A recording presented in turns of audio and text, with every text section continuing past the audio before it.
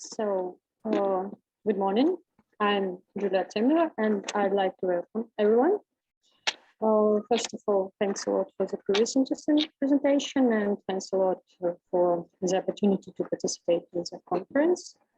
So let's begin.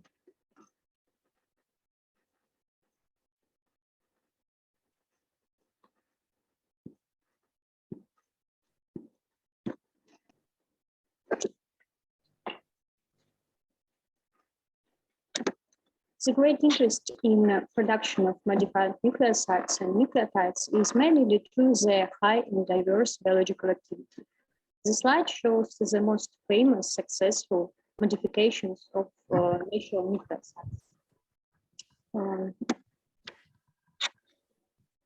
If we speak about synthesis of nucleoside, despite the impressive progress achieved in the development of chemical methods, production of many nucleoside drugs remains a challenge.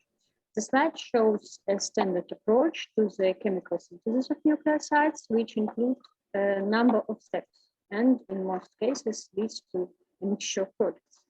In the case of chemoenzymatic biotechnological approach, the metabolic formation of a glycosidic bond is characterized by unique stereo and regio-selectivity. The key enzymes in the synthesis of nucleosides are recombinant nucleoside phosphorylases. Today I will mainly mention purine nucleoside phosphorylase. The mechanism of synthetic reaction catalyzed by COLI purine nucleoside phosphorylase is still not clearly defined. Analysis showed that the base binding and activation is realized by aspartic amino acid 204 residuum, and the canonic product of the reaction is an 9-beta-D nucleoside. It's obvious that this schematic representation of the reaction overlooks the role of base features and the mechanism of its binding and activation in the catalytic site. Until recently, the strict regio and stereo specificity of the enzymatic reactions was taken for granted. Unexpectedly, it has been shown that trans 2'-deoxyribosylation of N2-acetylguanine resulted in quick formation of the N7 nucleoside, the kinetic product, which is gradually rearranged into the thermodynamically more stable N9 nucleoside. Both N7 and N9 regio-isomeric nucleosides were isolated in pure state, and the isomerization was clearly proved. But due to what factors such phenomena occurs?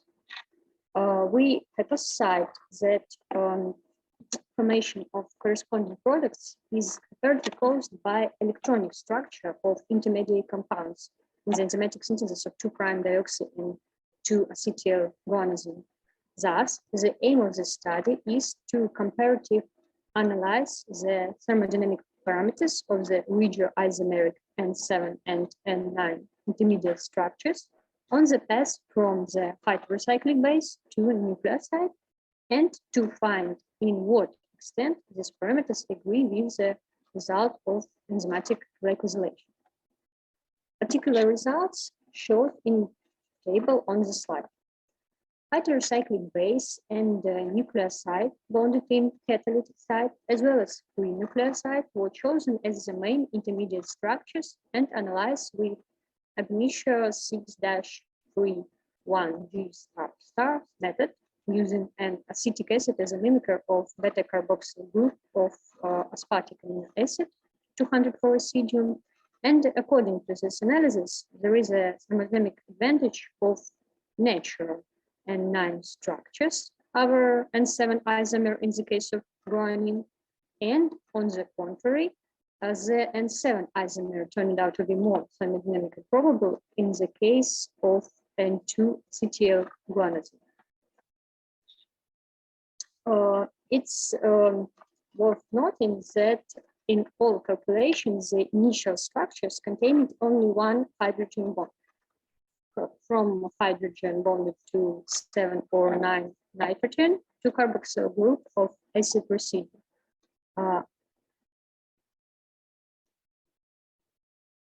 After calculations, it turned into thermodynamically more stable structures with 2 hydrogen bonds. So these data are consistent with the results of the experiment on the condensation of barren salt of alpha D2 deoxyribose and 1-phosphate and N2 acetylguanine catalyzed by E. coli purine nucleoside phosphorylates. The slide shows dependence of the composition of the reaction mixture on the reaction time. And the final equilibrium of the reaction resulted in N7 and 9 isomer ratio of 26 and 69% respectively. Under analogous reaction conditions of 2-deoxyribosylation and 2-benzylguanine did not show substrate activity at all.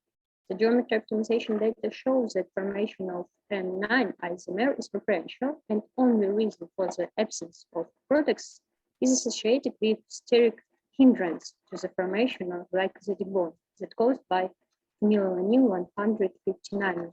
Therefore, in our opinion, we observe not exclusive formation of N7 isomer of N2 acetylguanosine. And we suggest that extending of number of C2 substituting purine substrates can be achieved by directed mutagenesis of phenylalanine 159 residue in the active site of enzyme. So thus our approach to the computer analysis of nucleosides seems to be adequately described the electronic structure of the key intermediates in the glycosylation guanine to acetyl derivative.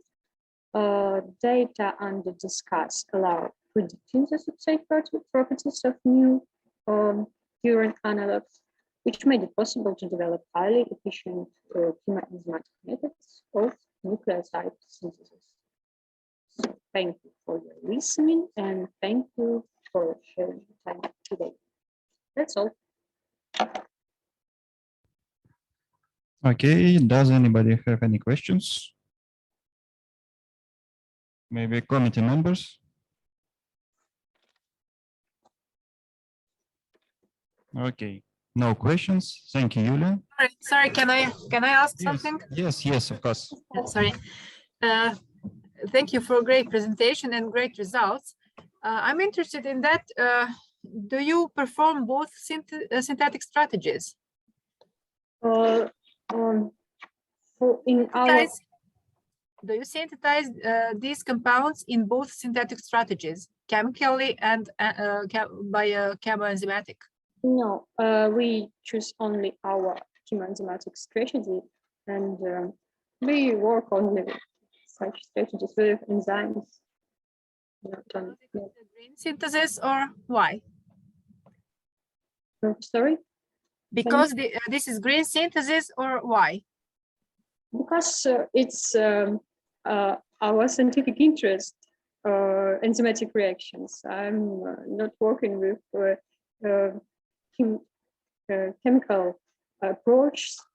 It will be next speaker discussed the problems.